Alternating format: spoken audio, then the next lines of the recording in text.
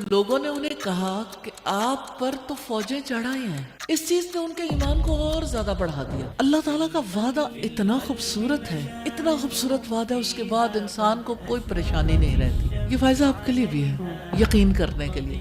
جو اللہ کا تقوی اختیار کرتا ہے نا، وَمَن يَتَوَكَّلْ عَلَى اللَّهِ فَهُوَ حَسْبُهُ، کیا ڈر ہے جو ساری خدائی بھی ہو مخالف، کافی ہے اگر ایک خدا میرے لیے. بندے سے سب کچھ چھن جائے، لوگ چھوڑ جائیں، فائنینشل حالات خراب ہو جائیں، آپ یوں محسوس کریں کہ اوپر اللہ اور نیچے میں ہوں، کوئی ساتھ دینے والا نہیں. خوف کی بات ہی نہیں ہے، کیونکہ اللہ جو ہے. نیکی کے کام بھی کر رہے ہوتے ہیں، لیکن کبھی کبھی ایسا لگتا ہے کہ نیکی کے کام چھوٹ جانے کا بھی ایک خوف لاحق ہو جاتا ہے. اچھا، انسیکیورٹیز ہو جاتی ہیں.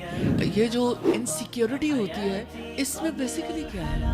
فیتھ میں کمی، ایمان میں کمی ہوتی ہے. کیونکہ جب انسان کا ایمان مضبوط ہوتا ہے نا، اللہ سبحانہ تعالیٰ پر یقین، توکل، اس کی وجہ سے اس کے اوپر سے روڈ رولر گزر جائے اسے فرق نہیں پڑتا. اسے پتہ ہے اللہ کا فیصلہ ہے. اور اب دیکھیے قرآن میں یہ سارا اس قدر خوبصورت اللہ تعالیٰ کی کتاب ہے، جس میں کس طرح سے صحابہ کرام کے اور محمد رسول اللہ کے اور اس دور کے واقعات کے توسط سے ہمیں بتایا گیا کہ جب لوگوں نے انہیں کہا کہ آپ پر تو فوجیں چڑھائی ہیں، اس چیز نے ان کے ایمان کو اور زیادہ بڑھا دیا. کہ سوال یہ پیدا ہوتا ہے کیسے؟ حسبنا اللہ و نعم الوکیل، کافی ہے ہمیں اللہ تعالیٰ جو بہترین کام بنانے. اب امیجن کریں کہ آگ کے اتنے بڑے الاؤ کے سامنے، ابراہیم علیہ السلام کے سامنے، یعنی آپ سوچیں کہ پہاڑ جتنی لکڑیاں کسی نے اکٹھی کر لی ہوں اور حضرت ابراہیم علیہ السلام کو پھینکنے کے لیے منجنیق کا سہارا لینا پڑا. اب ساری قوم جو ہے نا ایک اصل ہے، نفرت ہے، انتقام ہے، اور ابراہیم علیہ السلام سکون میں ہے. وہ سوچ ہی نہیں رہے کہ آگ میں جاؤں گا پھر کیا ہوگا، میں جل جاؤں گا، زندگی چلی جائے گی. جسٹ نتھنگ، کچھ بھی نہیں. صرف ایک بات ہے، حسبنا اللہ، ہمارے لیے اللہ کافی ہے. اگر اس کا فیصلہ ہے تو ٹھیک ہے، اللہ کے فیصلے پہ دل راضی ہے. ونعم الوکیل، اور وہ سب سے اچھا کام بنانے والا. تو اصل میں جس چیز کی کمی ہے نا، توکل. توکل کا مطلب یہ ہوتا ہے کہ اللہ تعالیٰ کو اپنا وکیل بنا لیں. پہلی بار نبی صلی اللہ علیہ وسلم کو حکم دیا گیا تھا تیسری وحی میں، فَاتَّخِذْهُ وَكِيلًا، سورہ المزمل کی آیت ہے کہ اللہ کو اپنا وکیل بنا لو.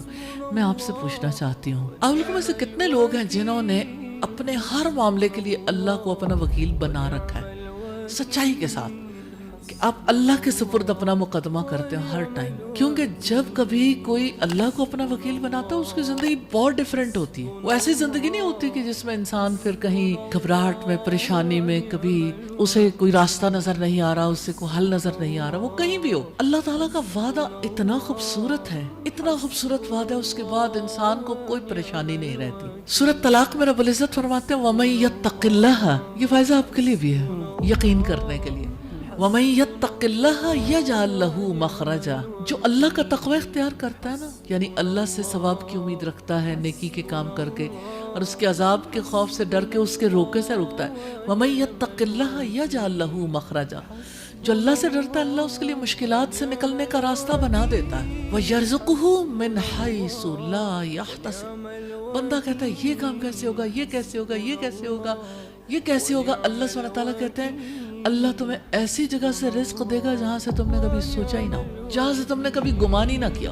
بندہ کہتا ہے اچھا مجھے پتا تو چلے. ایمان والا کبھی نہیں کہتا، وہ کہتا ہے مجھے نہیں پتا نا، میرے رب کو پتا ہے، میں نے تو اپنا معاملہ اس کے حوالے کیا، اس نے میرے لیے ایسا موقع پیدا کر دینا ہے، ایسا راستہ نکالنا ہے جہاں سے میں نے کبھی سوچا بھی نہیں ہوگا. پھر اصل کام تو ایمان والا بننا ہوگا. اصل کام تو یہی ہے، فیئر ٹو فیتھ کا ٹریول ہے. اور اگلی بات بھی ہے وَمَن يَتَوَكَّلْ عَلَى اللَّهِ فَهُوَ حَسْبُهُ، جو اللہ پر توکل کرتا ہے اللہ اس کے لیے کافی ہو جاتا ہے.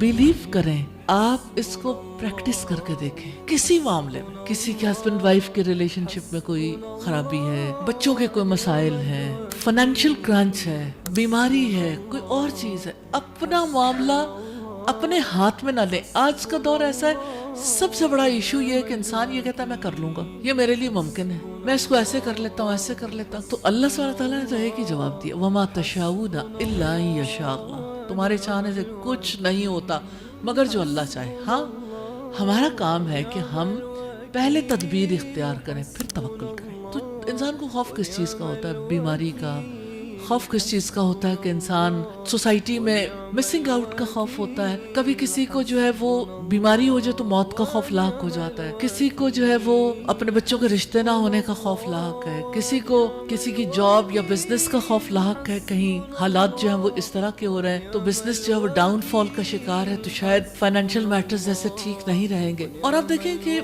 ہر طبقے کے لوگوں کے خوف فرق ہیں. جن کا بہت لمیٹڈ ایکسپوجر ہے گھر تک کا, ان کے خوف جو ہے نا وہ اندر اندر تک, وہ کسی کو ساس کا خوف لگ گیا, نند کا خوف لگ گیا, بھابھی کا خوف, فلاں کا خوف.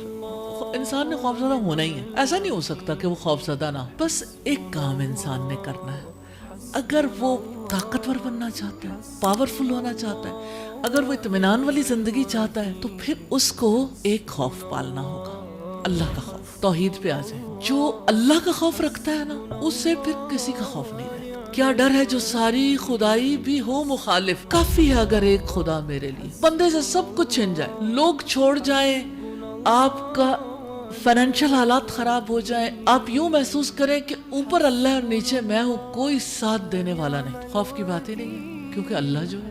آپ امیجن کریں گے ایک اس موقع کو کہ سیدنا ابوبکر صدیق اور محمد رسول اللہ صلی اللہ علیہ وسلم دونوں غار میں ہیں. مکہ والے ڈھونڈتے ڈھونڈتے غار کے منہ پہ آن پہنچے. اگر وہ نیچے دیکھتے تو رسول اللہ کو اور حضرت ابوبکر کو دیکھ لیتے. اب فیئر اور فیتھ کو آمنے سامنے دیکھیے. سیدنا ابوبکر صدیق نے کہا کہ اللہ کے رسول, اگر انہوں نے نیچے دیکھ لیا تو یہ ہمیں پالیں گے. تو آپ صلی اللہ علیہ وسلم نے فرمایا, آپ ایمان دیکھیے. اے ابوبکر, تمہارا ان دو کے بارے میں کیا خیال ہے جن کے ساتھ تیسرا اللہ ہے؟ تمہارا ان دو کے بارے میں کیا خیال ہے جن کے ساتھ تیسرا اللہ ہے؟ لا تحزن ان اللہ معنا, غم نہ کرو, اللہ ہمارے ساتھ ہے. ہمارے لیے اتنی بڑی اگزامپل ہے کہ آپ کسی مشکل میں ہو, کسی صورتحال میں, رسول اللہ نے ہمیں تلقین کیا ہے کہ آپ پر جب کوئی سختی آئے, جب کوئی مصیبت آئے, تو آپ میری سختی, میری مصیبت کو یاد کر لو. یعنی ایون موت کے وقت جو رسول اللہ صلی اللہ علیہ وسلم کی ڈیتھ کے موقع پر سختی آئی, آپ اگر اسے یاد کر لیں, ریلی اپنے سارے غم انسان بھول جاتا ہے. تو آپ سوچیں کہ اس وقت اگر پا لیے جاتے, ظاہر ہے وہ جان سے ختم کر دیتے, مشن بھی گیا اور وہ ڈیوٹی بھی پوری نہ ہوتی کہ اللہ سبحانہ تعالیٰ کا پیغام کیسے پہنچتا. حضرت ابوبکر کا بھی تو فیتھ بہت اسٹرانگ تھا, لیکن پھر بھی انہوں نے سوال پوچھا. دیکھیں, حضرت ابوبکر کا خوف کا ہمارے برا حال تھا. صرف پوچھا نہیں, خوف اتنا تھا کہ ہم پکڑ لیے جائیں گے. لیکن اللہ کے رسول صلی اللہ علیہ وسلم انہیں خوف سے نکال کے فیئر سے فیتھ کا سفر کروا رہے کہ یقین رکھو اللہ تعالیٰ ہمارے ساتھ. تو جس کے ساتھ اللہ, اسے کیا فکر ہے؟ اسے تو کوئی فکر ہی نہیں. ان اللہ وملائکتہ یصلون علی النبی یا